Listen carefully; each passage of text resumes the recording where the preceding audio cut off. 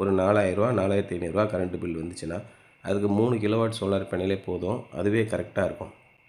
அதுக்கு மேலே போடும்போது எக்ஸஸ் எனர்ஜி கொடுத்துட்டாங்கன்னா அதுக்கு நமக்கு பணம் கொடுப்பாங்களா அப்படின்னு நிறைய பேர் கேட்குறாங்க.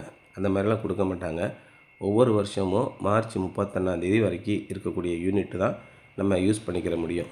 இப்போ மார்ச் 31 உடைய ஈபி அக்கௌண்ட்டில் ஒரு 500 யூனிட்டு கூடுதலாக உற்பத்தி பண்ணி இருந்துச்சு அப்படின்னா அந்த 500 யூனிட்டையும் அப்படியே ஜீரோ ஆக்கி விட்ருவாங்க. அதுக்கு நம்ம பணம் கொடுக்க மாட்டாங்க. அதனால் அந்த 500 யூனிட்டுக்கும் எங்களுக்கு பணம் கொடுங்க அப்படின்ற மாதிரி புதுசாக நாங்கள் ஒரு கிரீவன்ஸ் ரைஸ் பண்ணியிருக்கோம்.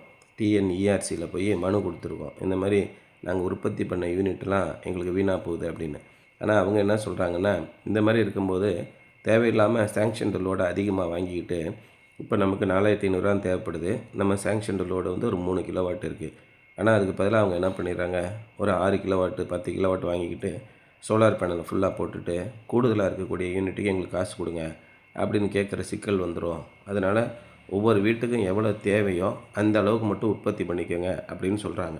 அந்த மாதிரி வழியில் இருக்கும்போது நீங்கள் உங்கள் வீட்டில் உங்கள் இபி சர்வீஸ் நம்பர் கொடுத்தீங்கன்னா அதை நம்ம செக் பண்ணி பார்க்கும்போது அதில் சேங்ஷன்டு லோடு அப்படின்னு இருக்கும். நமக்கு எந்த அளவுக்கு அனுமதித்த அந்த லோடு இருக்குதுன்னு பார்ப்பாங்க. அந்த சேங்ஷன்டு லோடுக்கு தகுந்த மாதிரி தான் நம்ம சோலார் போட முடியும்.